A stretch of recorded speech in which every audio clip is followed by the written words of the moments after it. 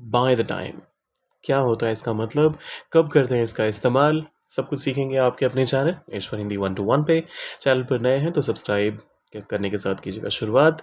देखिए, यहाँ पर जब कभी भी आप बाय द टाइम का इस्तेमाल देखेंगे तो इसका मतलब होता है कोई एक एक्शन, कोई एक काम जब तक हुआ तब तक वो दूसरा काम भी हो गया।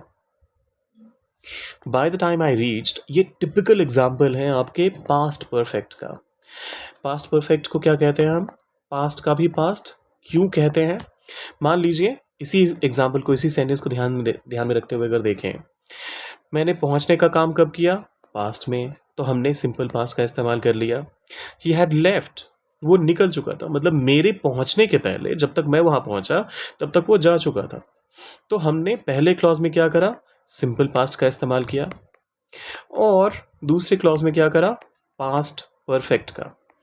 कहने का मतलब कि कोई एक एक्शन है, कोई एक काम है जो पास्ट में एक पर्टिकुलर एक्शन होने से पहले हो चुका था। By the time I reached, जब तक मैं पहुंचा तब तक वो जा चुका था।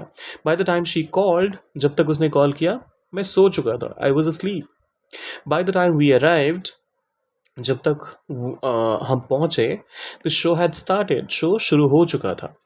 By the time they reacted, जब तक उन्होंने प्रतिक्रिया दी, इट वॉज टू लेट, बहुत देर हो चुकी थी। By the time you come, जब तक तुम आते हो, आई विल बी रेडी। तो अगर प्रेजेंट में इसका इस्तेमाल करते हैं तो स्ट्रक्चर को ध्यान से देखिए।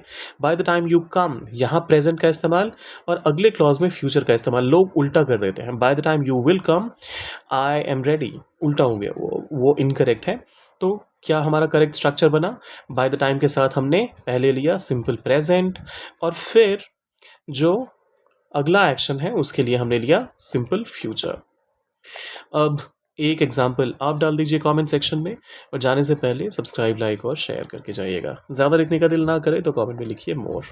मिलते हैं जल्दी।